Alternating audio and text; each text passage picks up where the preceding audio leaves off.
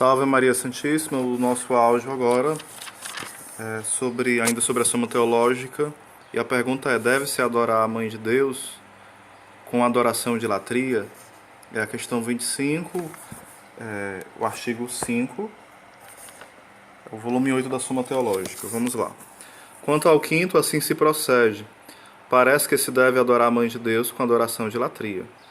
Com efeito, parece que a mesma honra deve ser tributada ao rei e à mãe do rei, como afirma o livro dos reis. Foi colocado um trono para a mãe do rei, e ela se sentou à sua direita.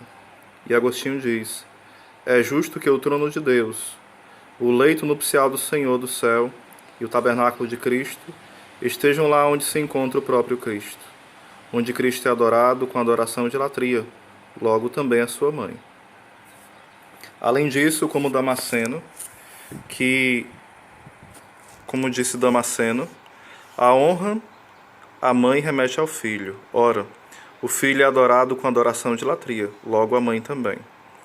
Ademais, a mãe de Cristo esteve mais unida a ele do que a cruz. Ora, a cruz é adorada com adoração de latria, logo também a mãe deve ser adorada com a mesma adoração.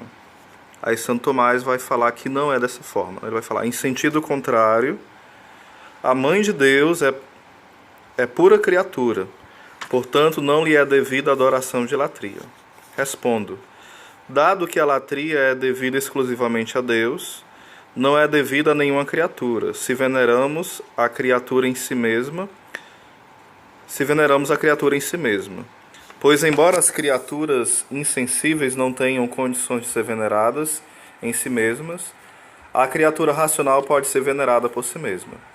Por isso, a nenhuma simples criatura racional se deve o culto de latria.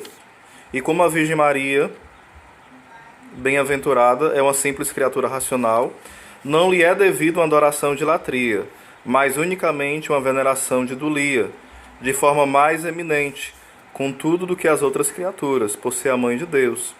Por isso se diz que lhe é devido não culto de dulia qualquer, mas de hiperdulia. Aí, objetando ao primeiro ponto. Portanto, deve-se dizer que a honra devida à mãe do rei não é a mesma que a que se deve ao rei, mas uma honra que se lhe assemelha, em razão de sua dignidade. É o sentido dos textos aduzidos. Segundo ponto. Deve-se dizer que a honra da mãe remete ao filho, porque ela mesma deve ser honrada por causa do filho, mas não da mesma maneira como a honra da imagem remete ao modelo. Porque a imagem em si mesma, se considerada como uma coisa, não deve ser venerada de forma alguma. Terceiro ponto.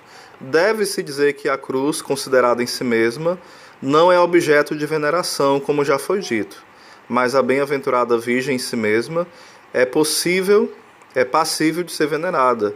Por isso, a razão não é a mesma. Então aqui vai colocando, qual a forma de se venerar a Santíssima Mãe de Deus.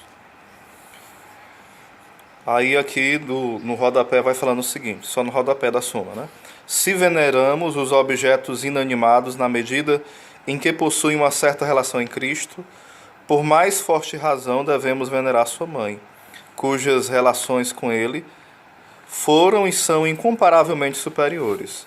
Essa veneração não pode ser de latria, nem mesmo relativa, mas é claro que o culto de dulia que lhe é dirigido é tanto mais superior à dos outros santos, na medida em que sua perfeição é maior. Daí a introdução, por Santo Tomás, do termo de hiperdulia, que ele utilizou para se referir ao culto prestado à santa humanidade de Cristo. Não se deve esquecer, todavia, que a Virgem só possui essa excelência em total dependência da excelência do Verbo encarnado.